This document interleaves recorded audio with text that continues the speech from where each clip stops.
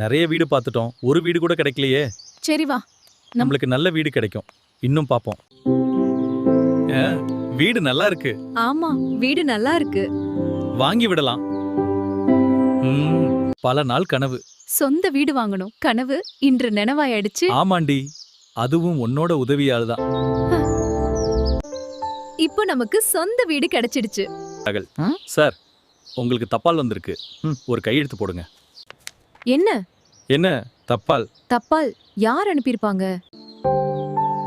சரி, கவலைப்படாதே. எனக்கு தெரிஞ்சவர் ஒருத்தர் இருக்காரு, அவரை போய் ஐடியா கேட்கலாம். வா வா போகலாம். ஐயா வணக்கம். வணக்கம். வணக்கம், என்ன சொல்லுங்க?